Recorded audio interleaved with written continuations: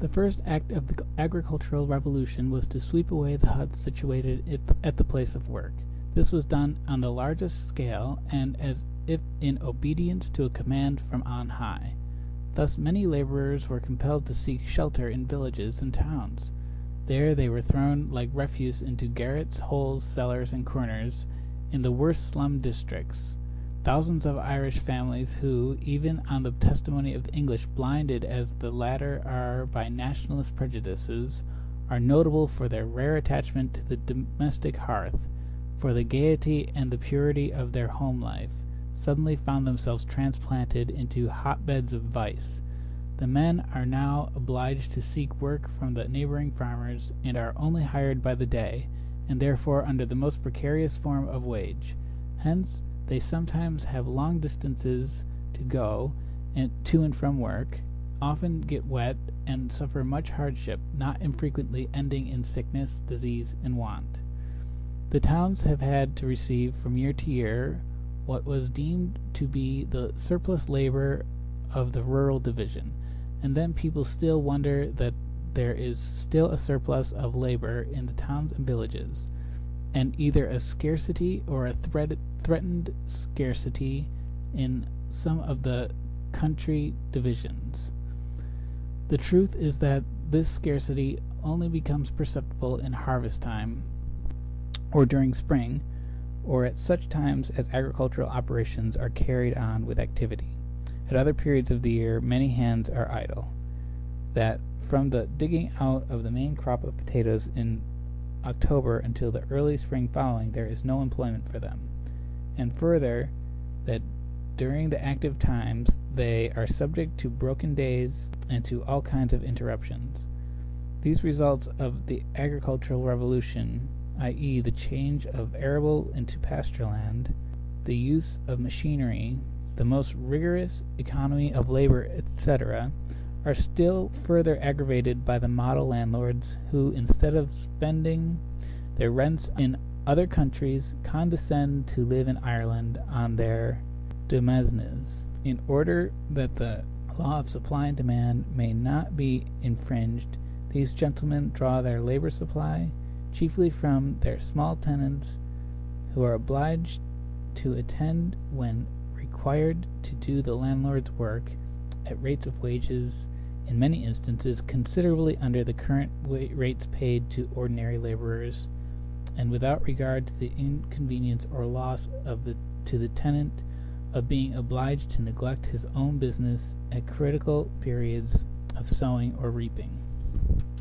The uncertainty and irregularity of employment, the constant return and long duration of gluts of labor, are all symptoms of a relative surplus population, and they therefore figure in the reports of the poor law inspectors as so many hardships suffered by the Irish agricultural proletariat. It will be recalled that we met with similar phenomena among the English agricultural proletariat, but the difference is that in England, an industrial country, the industrial reserve is recruited from the countryside, whereas in Ireland, an agricultural country, the agricultural reserve is recruited from the towns, the places of refuge of the agricultural laborers who have been driven from the land. In England, the surplus rural laborers are transformed into factory workers. In Ireland, those forced into towns remain agricultural laborers even while they exert a downward pressure on urban wages and are constantly sent back to the countryside in search of work. The official inspectors sum up the material condition of the agricultural laborer as follows: though living with the strictest frugality, his own wages are barely sufficient to provide food for an ordinary family and pay his rent, and he depends upon other sources for the means of clothing himself, his wife, and his children. The atmosphere of these cabins, combined with the other privations they are subject to, has made this class particularly susceptible to typhus and consumption. In view of this, it is no wonder that, according to the unanimous testimony of the inspectors, a somber discontent runs through the ranks of this class, that they long for the return of the past, loathe the present, despair of the future, give themselves up to the evil influence of agitators, and have only one fixed idea: to emigrate to America. This is the land of Kakang, into which depopulation the great Malthusian panacea has transformed Green Erin. One example will be sufficient to show what a prosperous life is led by the Irish factory worker. On my recent visit to the north of Ireland, says the English factory inspector Robert Baker, I met with the following evidence of effort in an Irish skilled workman to afford education to his children, and I give his evidence verbatim as I took it from his mouth. That he was a skilled factory hand may be understood when I say that he was employed on goods for the Manchester market. Johnson, I'm a beetler. On side note, man employed in embossing fabrics under the pressure of a set of rollers known as a beetling machine. I'm a beetler and work from 6 in the morning till 11 at night, from Monday to Friday.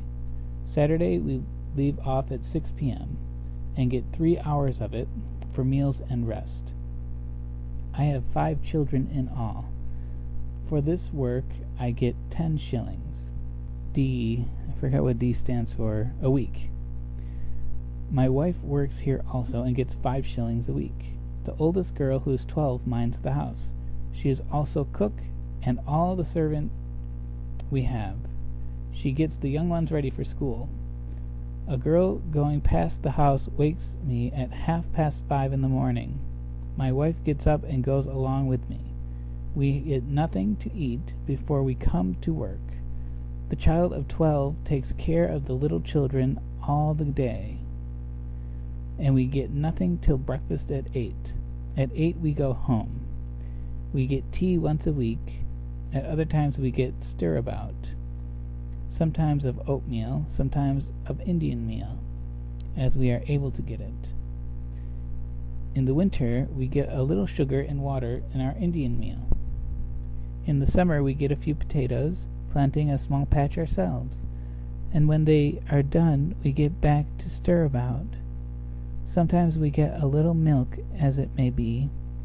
So we go on from day to day, Sunday and weekday, always the same the year round. I am always very much tired when I have done at night. We may see a bit of flesh meat sometimes, but very seldom. 3 of our children attend school, for whom we pay 1d a week a head. Our rent is 9d a week. Peat for hiring costs is 1 shilling 6d a fortnight at the very lowest.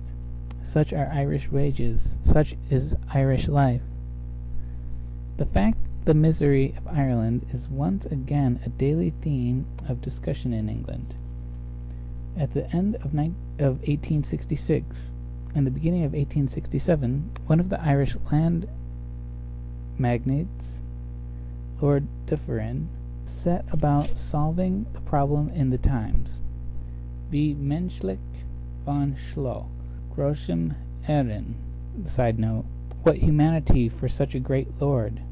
The quotation comes in altered form from Goethe's Faust, where the words of Mephistopheles in the prologue in heaven are: Es ist gar hübsch von einem großen Ehren so menschlich mit dem Teufel selbst zu sprechen.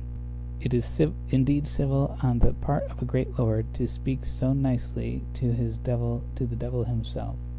We saw from Table E